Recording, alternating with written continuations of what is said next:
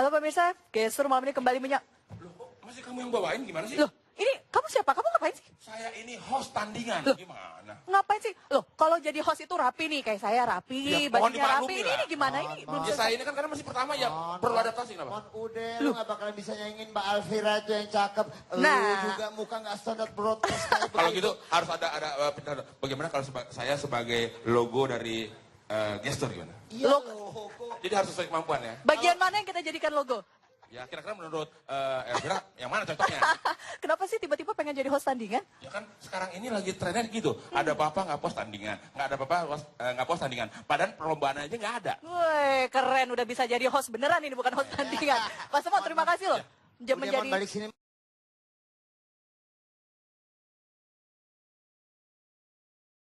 Per tahun ditargetkan untuk mendukung kementerian tersebut. Tak hanya Ahmad Dhani, seniman dan relawan pendukung Jokowi pun mendadak sensitif lantaran ketiadaan kementerian yang membidangi ekonomi kreatif.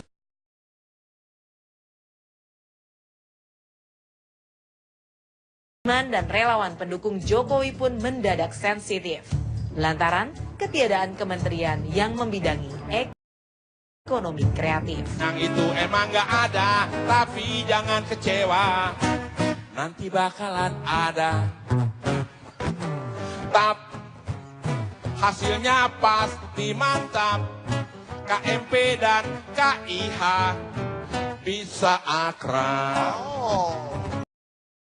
Ya nggak? Kalau bersatu pasti bermutu. Amin. Terima kasih. Kolaborasi luar biasa. Semoga kolaborasi itu juga bisa tercipta di DPR ya. Nanti kita ngobrol juga tentang DPR tandingan.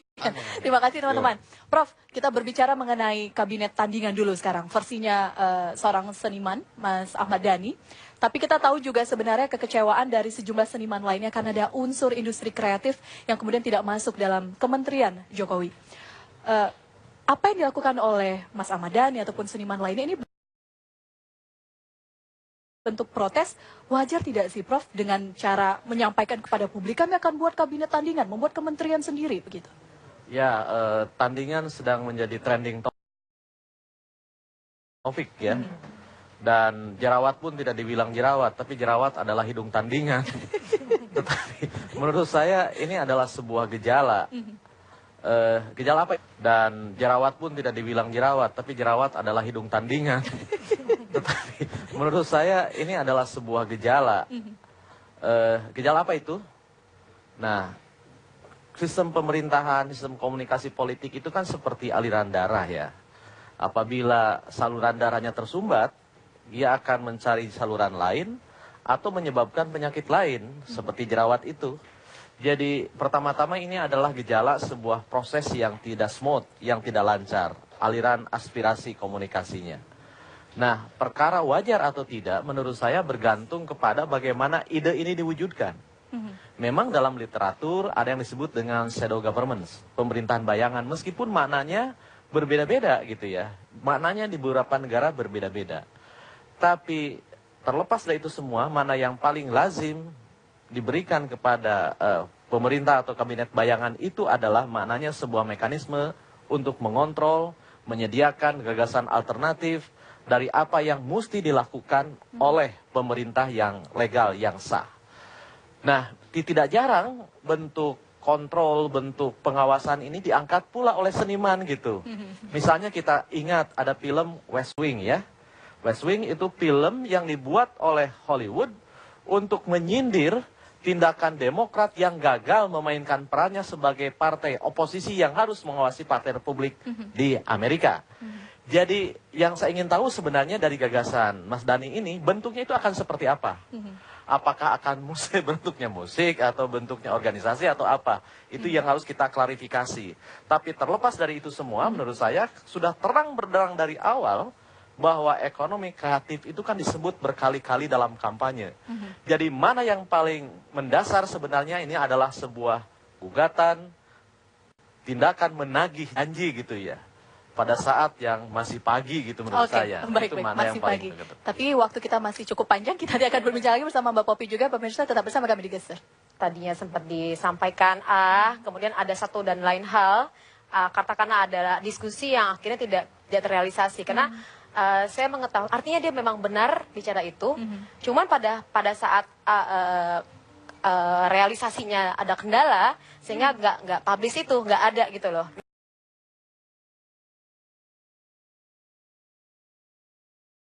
Nah, atas kiri kanan kan ada artinya. Nah, kemudian kaitannya dengan Mas Dani di sini kan sebagai seniman yang katakanlah aspirasinya tidak tahu kemana nih harus diarahkan. Maka bentuknya seperti itu gitu loh penyalurannya. Tapi gambarannya gini, kalau pemahaman saya ya, sejauh kabinet bayangan mensupport kabinet utama, nggak masalah kan?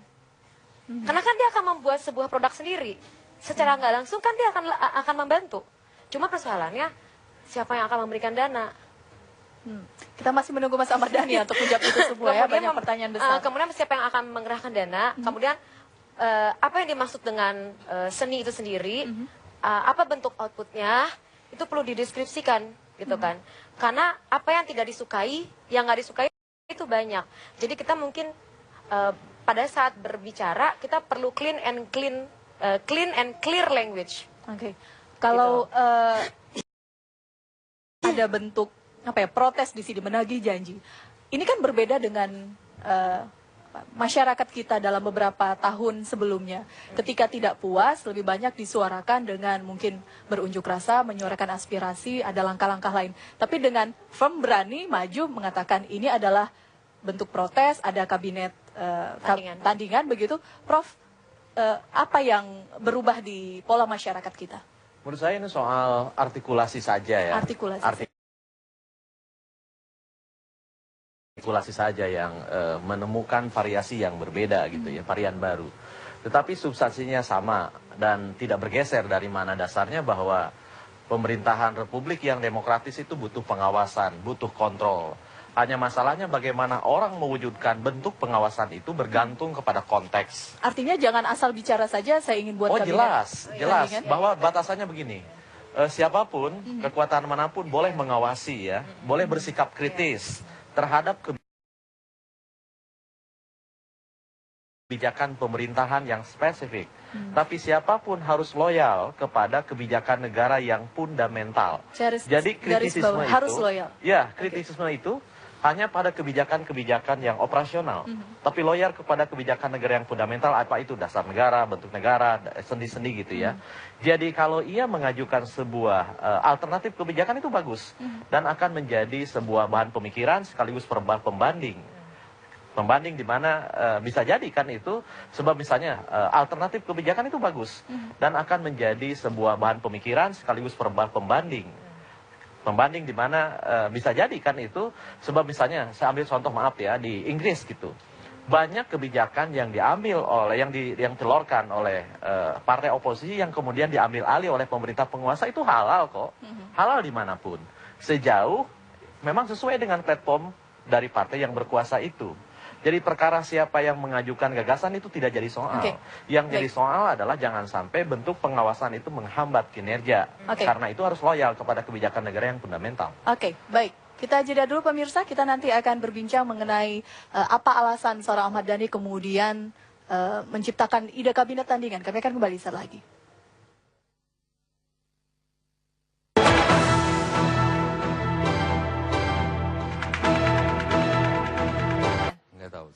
Nah, kalau pertanyaan kita selanjutnya adalah tanggapan Anda as personal sekarang ketika Anda mengetahui bahwa industri kreatif ini tidak masuk dalam salah satu kementerian. Mudah-mudahan hanya nomenklaturnya tidak ada, tapi fungsinya ada di menjadi dipadatkan ke kementerian. Kabarnya ada badan khusus yang akan menghandle itu. Nah, bisa jadi. Saya tidak tahu persis. Karena belum clear ya. Karena bukan juru bicaranya pemerintah. Baik. Kalau kita berbicara juga mengenai DPR tandingan nih sekarang. Kalau ini udah pasti karena salah satu pimpinannya. Sambil menunggu ya, Mas Ahmad Dhani tampaknya sudah tiba di sini. Kita akan undang sebentar lagi. Bang Effendi, apa sih yang terjadi sekarang di DPR ini? Ini udah sekarang nih. Silakan. Sebenarnya tidak ada istilah DPR tandingan. Karena sejak 1 Oktober semua 560 anggota itu dipilih yang sudah terpilih itu dilantik atau diambil sumpah, mengambil sumpah, itu semua menjadi anggota dewan. Jadi kalaulah terjadi seperti sekarang ini sebenarnya sebab akibat. Sebab akibat dari sebuah proses yang singkatnya ada tirani mayoritas lah. Yang ingin membawa gerbong penyelenggaraan dari sebuah dewan yang mewakili entitas dari seluruh keterwakilan rakyat itu menjadi hanya di kelompoknya tertentu saja. Mohon maaf, Bang Effendi dan kawan-kawan ini pimpinan DPR ramai menyebutkan DPR tandingan begitu. Ini mewakili siapa sebenarnya? Karena saya tahu beberapa kali rapat ternyata juga tidak semua hadir dari anggota Koalisi Indonesia Hebat. Itu mewakili 5 fraksi. Jadi PDI Perjuangan, PKB, P3, Nasdem dan Hanura. Itu full 247. Jumlah absensi tidak sampai 247. Ya itu kan soal absensi, tapi komitmen full. Oke. Karena keikutsertaannya di dalam fraksi. Jadi bahwa absen ada yang mungkin kurang sehat, ada yang di luar kota. Tapi tidak ada yang abstain dalam arti tidak bersetuju dalam keputusan itu. Bang, saya harus mengabsen tamu saya satu lagi yang sudah hadir. Mas Ahmad Dhani, selamat malam. Oke. Akhirnya tiba. Ini saya nggak bisa cari tandingannya nih kalau Mas Ahmad Dhani di sini. Apa kabar? Baik, baik. Saya ke Mas Ahmad Dhani dulu, karena baru tiba di sini. Tadi kita sudah berbicara mengenai bagaimana Anda menyuarakan aspirasi Anda, membuat kabinet tandingan. Sebenarnya bukan kabinet tandingan. Kementerian tandingan. Bukan. Bukan juga, silakan. Jadi sebenarnya Kementerian Bayangan, kalau tandingan kan ada lawannya kan. Kalau ini kan nggak ada lawannya, seni dan kreatif itu kan memang nggak ada di dalam kabinetnya Mas Joko, itu nggak ada. Jadi kita bikin kabinet bayangan, kementerian seni dan kreatif. Karena di sana kan di kabinetnya Mas Joko dihilangin, gitu. Jadi nggak ada. Jadi bukan namanya kalau tandingan kurang pas. Meskipun kata Pak Presiden nanti akan dibuat badan khusus untuk menangani itu industri kreatif. Ya itu akhirnya kan jadinya ada pendegradasian ya. Akhirnya kayaknya semakin nggak penting gitu kayaknya. Kalau menurut kami ya, jadi karena tidak dimasukkan dalam sebuah kementerian, sebuah badan khusus, ya jadi kayak nggak penting gitu loh. Kementerian jadi badan gitu. Nggak penting jadinya. Menurut saya ya gitu. Karena menurut saya kenapa nggak disediakan kementerian khusus saja memang seni dan kreatif misalnya siapa aja di menteri itu menurut saya itu lebih bagus. Karena ini karena seni dan industri kreatif itu sebenarnya sesuatu yang cukup penting karena presiden boleh memikirkan rakyat boleh, tapi rakyat yang kreatif ini juga penting untuk dipikirkan. Gitu. Seberapa penting sebenarnya industri ini kalau menurut seorang Ahmad Dhani? Kalau menurut seorang presiden dan pemerintah tidak penting, ya jadi nggak penting. Tapi kalau untuk seorang presiden yang berpunya visi dan pemerintah yang punya visi menjadi penting. Karena di Amerika industri seni kreatif itu nomor 2 setelah minyak, setelah tambang dan lain-lain gitu. Baik, tadi kalau Prof Karim, tadi kami memulai dengan apa yang Anda lakukan ini bagian dari menagih janji ketika Pak Jokowi dan Pak JK kampanye, betul tidak sih Mas?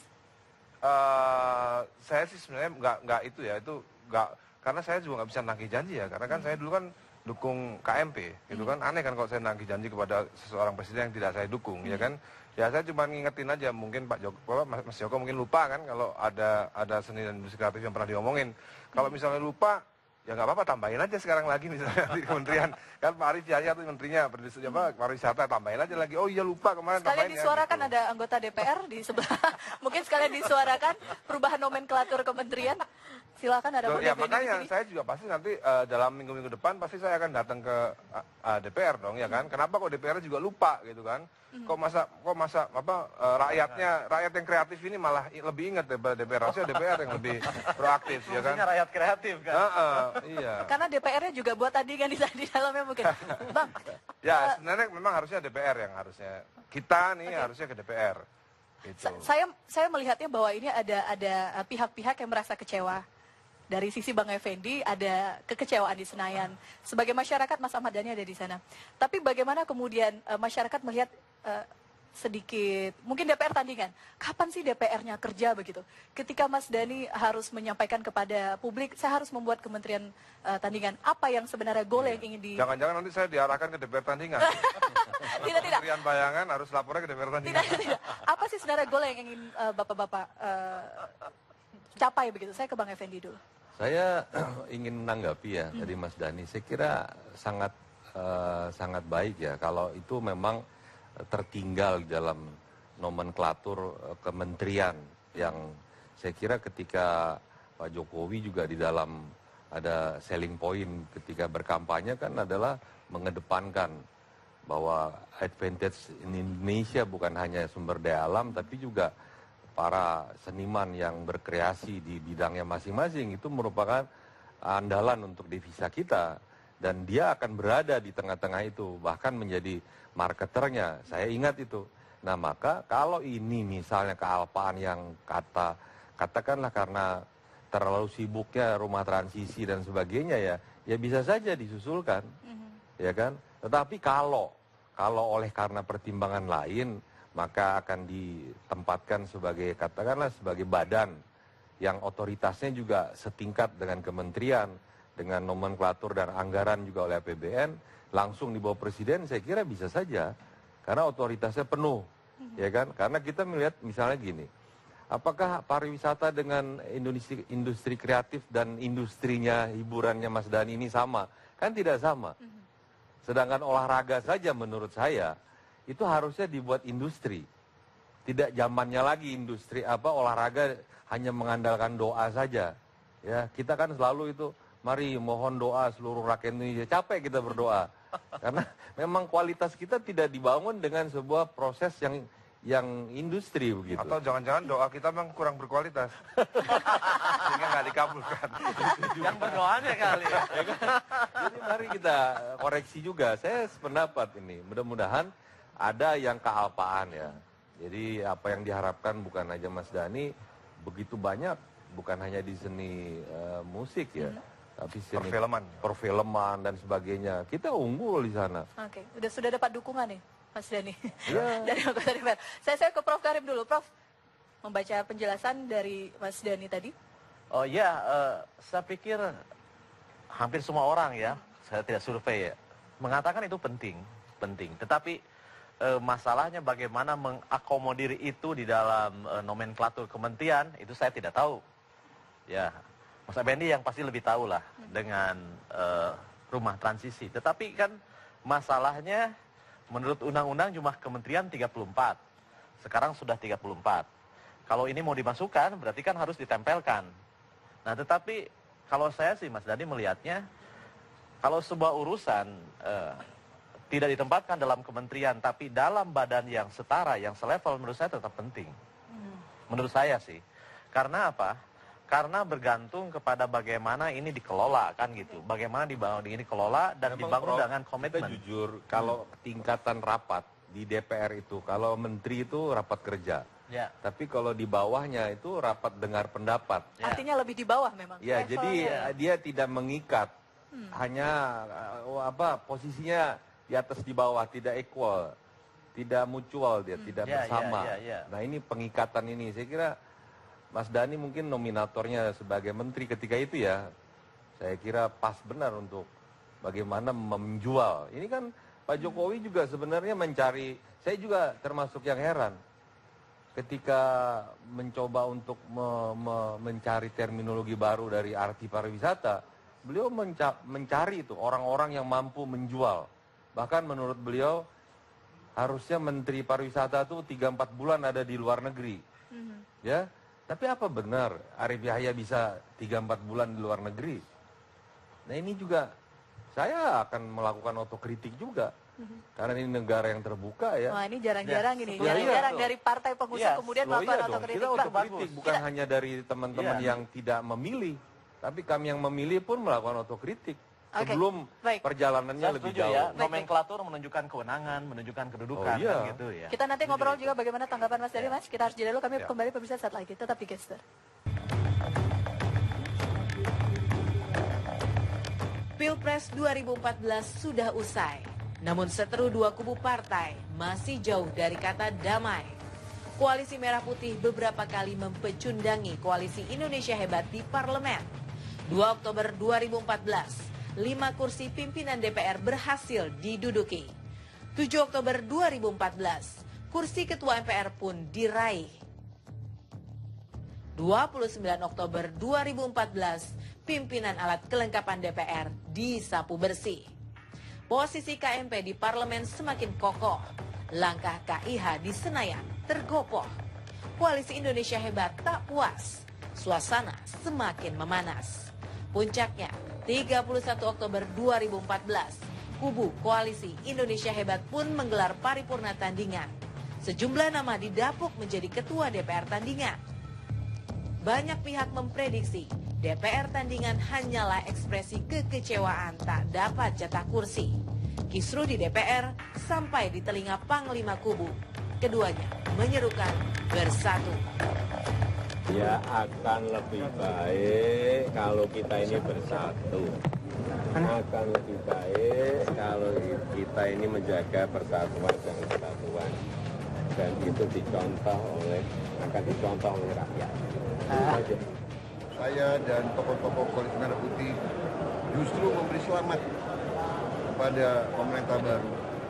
Ya, dalam demokrasi ada yang diberi mandat eksekutif dan ada yang di legislatif. Legislatif yang kuat itu adalah sesuatu yang menguntungkan rakyat. Duduk di singgasana pimpinan DPR tandingan, Ida Fauziah dari fraksi PKB dan Effendi Simbolon sebagai salah satu wakil ketua. Mas Dhani, tadi kita melihat bagaimana ada dualisme lah begitu ya di Senayan saat ini. Katanya mau ke DPR, lapornya ke komisi berapa kira-kira kalau misalkan mau konsultasi tentang protesnya Mas Dhani ini? Ya mudah-mudahan ada teman DPR yang nelfon ya habis ini ya. Dan Ini sini aja gitu kan atau ya diarahkan ya, jangan sampai saya nanti ke sana ketemunya DPR bayangan juga kan. Ketika melihat apa yang terjadi di DPR, nah ini gantian sekarang serius nanyanya nih. Apa yang terjadi di DPR, Anda termasuk orang-orang yang menggunakan hak pilih kemarin? Hah? Ketika ada ribut-ribut di DPR ini, Anda sebagai warga seperti apa sih melihatnya? Ya kalau saya sih sebagai warga ya, kita kan harus ikut pada apa yang namanya konstitusi kan, ya kan. Toh kemarin juga waktu MK memutuskan bahwa pilpres nyolong dikit nggak apa-apa, itu ya kita kan juga terima kan, ya kan. Boleh nyolong asal dikit, ya kan, nggak apa-apa kita kan. Tapi secara konstitusional Pak Jokowi tetap jadi presiden, ya kan. Nah ini juga dalam urusan DPR ini, ya tetap kita mengacu pada konstitusi aja. Artinya kita harus tetap harus ikut konstitusi. Aku nggak ngerti konstitusinya seperti apa kan, yang lebih tahu kan anggota DPR ya kan.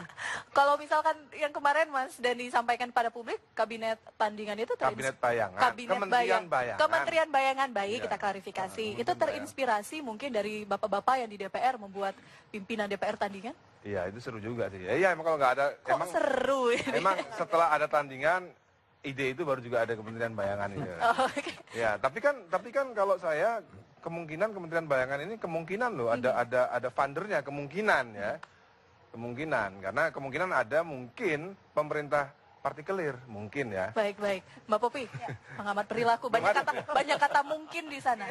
Serius nggak sih Mas Dhani ini? Apa ini?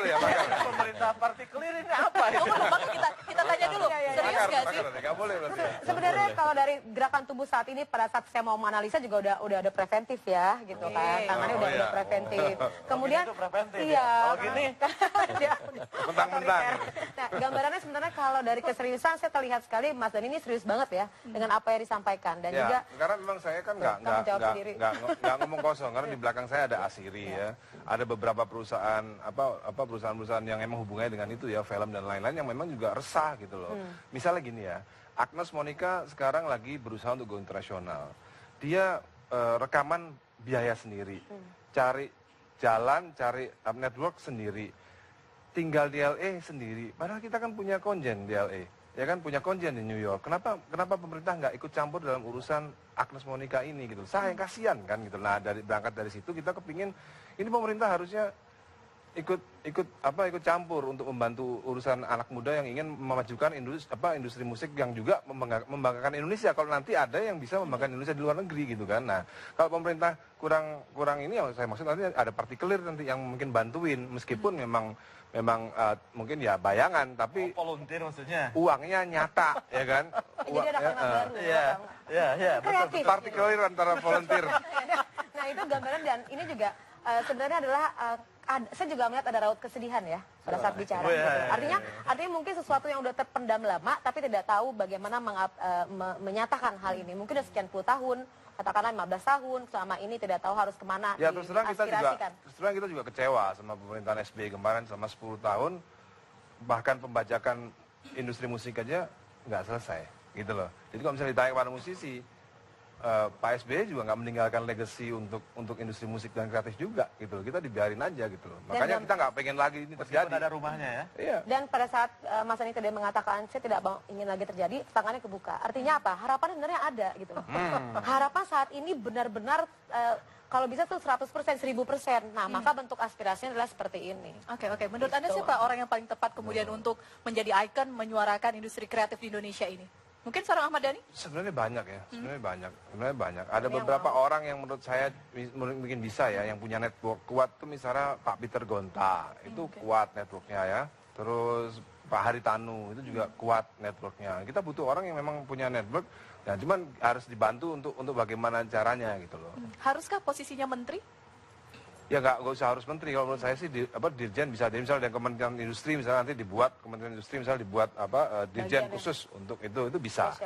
Kita nggak menuntut itu harus jadi sebuah kementerian, tapi paling nggak ada menteri yang bertanggung jawab gitu. Seperti kalau misalnya katanya Mas tadi, misalnya dipanggil, menterinya dipanggil gitu loh. Nggak seperti badan tadi, nggak equal. Artinya bisa sharing kali ya. Ada yang ingin ditambahkan, Bang? Saya tidak tahu ya latar belakang kenapa tertinggal begitu ya.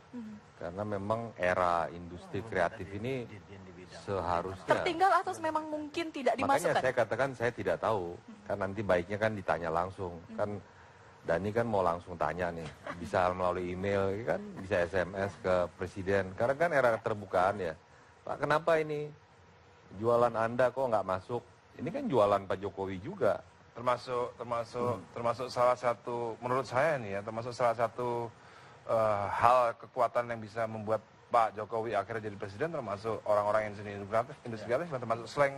Menurut saya kalau nggak ada konser Salam Dua Jari, menurut saya juga mungkin lain ceritanya. Mungkin ya. Menurut saya itu salah satu jualan yang dibeli hebat itu. Kenapa waktu zaman Pilpres itu Dhani nggak buat salam satu jari gitu? Saya sudah propose. Oh gitu, tapi cuman terlambat ya? Kurang direspon. Kurang direspon ya. Makanya akhirnya Dewa nggak turun kan, yang turun cuma Slang kan. Kalau Dewa waktu itu turun berbeda lagi, mungkin bisa berbahaya. Bisa rame ya. Dewanya belum turun waktu itu. Ini yang nontonnya apa yang diobrolin. Tapi sebenarnya poinnya cukup menarik, Prof. Ada sisi keseriusan di sana. Bagaimana kemudian kita bisa membaca bahwa ini kemudian akan ditindaklanjuti dan pemerintah akan merespon ini? Ya, ini masalah serius gitu ya, karena ada potensi di sana. Ibarat perguruan tinggi ya, tidak selalu perguruan tinggi itu naik karena profesornya, bisa karena olahraga yang dimainkan oleh mahasiswanya, kesenian. Indonesia juga begitu. Jadi banyak cara menuju Indonesia hebat itu. Bisa dengan musik, dengan olahraga. Kayak Kamerun kan begitu ya. Indonesia hebatnya. Oh iya. Nah, hebat. tapi jelas gitu. Iya. Nah, tapi tuntutan tadi kan sangat proporsional. Saya menduga tadinya seorang Dhani itu akan kekeh menuntut ada kementerian khusus yang menangani industri kreatif. Tapi dia dengan rendah hati cukup dirjen saja. Artinya tinggal menambah salah satu tugas pada kementerian yang ada, itu ada urusan direktorat jenderal yang menangani urusan industri kreatif gitu. Tapi menurut saya ini harus disuarakan gitu ya. Sehingga jelas artikulasinya ini menjadi kewenangan siapa, sehingga tidak istilah Yunaninya itu tidak pacorokokod gitu ya. Apa artinya? Tidak tumpang tindih gitu loh. Dengan tugas-tugas yang sudah dijalankan oleh kementerian lain, atau bisa jadi tidak ditangani oleh manapun kan gitu Mas ya. Saya juga mau menambahkan juga nih, menarik juga ya. Kalau kita lihat Mas Dhani sebelumnya adalah berada di posisi yang mana gitu kan. Tapi kali ini benar-benar artinya oke, siapapun terpilih saya tunduk, tapi saya mau aspirasi. Ada pergeseran loh. Kalau memang dicermati, ada pergeseran di sini Mas Dhani. Sebagai, tadinya kan sangat-sangat... Enggak, tadi saya tetap KMP kok. Oh, oke. Oke. Baik. Kita mau bahas politik. Ini kita ngobrol di sini, di sana. Udah mau komentar juga. Ngobrol tandingan juga. Ngobrol tadi kita bikin obrolan tandingan. Benar, Bang. Dari tadi dicuekin. Oke, tapi kita ngobrolnya lewat lagu. Gitu ya? Iya. Sekarang, Mon. Ya sekarang kapan lagi udah kesempatan Pak? Ayo, ini buat Dhani ya. Lagunya. 1, 2, 3, 4. Yo.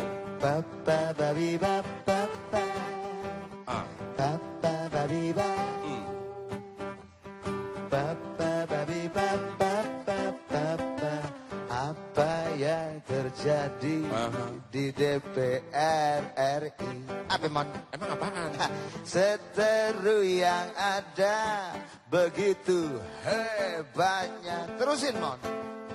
Baru dilantik sebulan, sampai sekarang musuhan.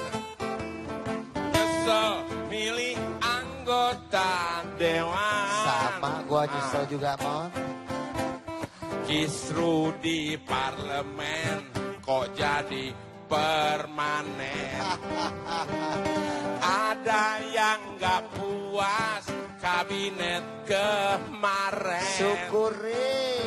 Gak sesuai waktu campaign, jadi banyak yang komplain. Asik. Bikin rakyat jadi sentimen. Bentar Mon. Kenapa? Koalisi Indonesia Hebat curhat. Silakan Mon. Baru ku sadari cintaku bertepuk sebelah tangan. Kau sapu bersih seluruh jatahku. Sekarang gantian loh. Koalisi Merah Putih Jawa. Bentar, mikir dulu, Man. Semoga waktu akan mengilhami sisi hatimu yang beku. Semoga akan datang keajaiban hingga akhirnya kau pun mau. DPR cuma satu, gak ada kubu yang baru. Harusnya begitu, Mon. Kita semua harus setuju. Setuju. Oh iya. Apa kau sadari tingkahmu jadi kekanak-kanakan. Kau buat galau seluruh rakyatmu.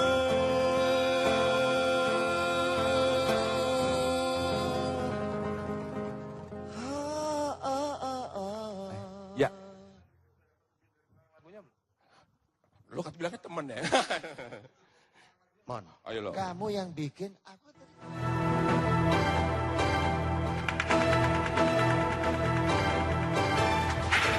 Baik, kita lanjutkan gestur malam hari sebagai penutup. Mas Denny, target kedepannya seperti apa? Kalau Anda tadi mengatakan ingin datang ke DPR. Ya, target saya sih sebenarnya, target saya ya kan nomor satu ini kan saya berani ngomongin karena ada salah satu tokoh politik juga pengusaha yang memang bersedia membackup saya. Inisialnya. Jangan. Oh, jangan. Terlalu gampang inisialnya.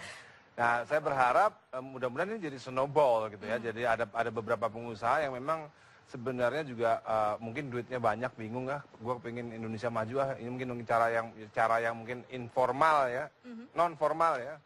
Ya mungkin ini bisa bergulir terus gitu, dan saya jadi bisa karena bergerak dan memang ini butuh kerja nyata gitu loh. Baik, jika ada yang mengatakan bahwa ini Mas Denny kok semata-mata hanya uang begitu targetnya, betul nggak Mas? Uang memang segalanya ya. Tapi kalau nggak ada uang ya bingung juga, kita nggak bisa kerja kan, ya kan? Kita untuk membangun networking, bagaimana caranya? Agnes aja itu butuh puluhan miliar loh untuk bisa jadi seperti sekarang ini ya. Tapi kan kita nggak tahu sampai kapan Agnes bisa kuat bertahan menjadi artis internasional gitu, kalau nggak dibantu sama pemerintah gitu. Baik, berbicara mengenai yang di sebelahnya, harapan kita melihat DPR islah nih para pimpinannya, ataupun ada dua kubu saat ini berseberangan. Kabarnya sudah islah, sudah ada titik temu antara Koalisi Merah Putih dan Koalisi Indonesia Hebat? Ya, semoga ya. Titik temunya kan ketika nanti ada kesadaran bahwa yang menyelenggarakan lembaga negara itu bersama 10 fraksi. Jadi 10 anak, 10 pemangku kepentingan, 10 shareholder. Tidak bisa yang 56% mengatasnamakan yang 100%. Jadi yang 44% itu jadi outsourcing dong. Nah itu saja filosofinya. Kembalikan saja kepada bahwa menyelenggarakan sebuah lembaga negara yang diisi oleh 10 fraksi yang merupakan perwakilan dari seluruh rakyat Indonesia, ya mari menyelenggarakannya dengan proporsional. Hanura yang terkecil sekalipun. Proporsional itu angkanya berapa Bang? Ya 560 dibagi dengan persentase. Misalnya PDI 19%, Maka 19% kali jumlah kursi dan jumlah berapa dapatlah kami komposisi 3 ketua dan 9 wakil ketua dan seterusnya. Dan inilah yang berlaku di seluruh jagat raya ini. Hanura pun yang terkecil yang 16 kursi itu pun mendapatkan juga peran. Jadi tidak ada yang kemudian terpinggirkan, 5 fraksi yang juga punya hak yang sama. Baik. Itu yang saya katakan, marilah jangan merebut hak yang bukan hak kamu. Baik. Nah, Ya kan? next time kalau saya punya ide, next time itu bisa juga dibuat pilpresnya siapa yang kalah jadi wapres. Loh, iya dong, ya kan? Jadi yang kalah juga ikut ikut bersama-sama membangun negara. Usulan itu kita butuh diskusi Loh, iya berjam-jam dong. selanjutnya. Saya Nggak harus perlu. Itu bisa dilakukan. saya harus tutup. Dulu juga seperti itu kan. Dulu kan yang jadi presiden apa dulu? Gus Dur. Ya kan? Mbak Mega kalah kan? Mbak Mega jadi wakil gitu. Tapi itu kan tidak dipilih langsung, dipilih oleh MPR. Baik, kita tutup ya perbincangan. kita bikin yang Bapak-bapak, waktu kita sudah habis. Terima kasih sudah bersama kami di Gestur malam hari ini. Pemirsa, saat lagi Anda bisa menyaksikan program Apa Kabar Indonesia Mom. Saya Elvira Karunisa. Kita jumpa lagi pekan depan.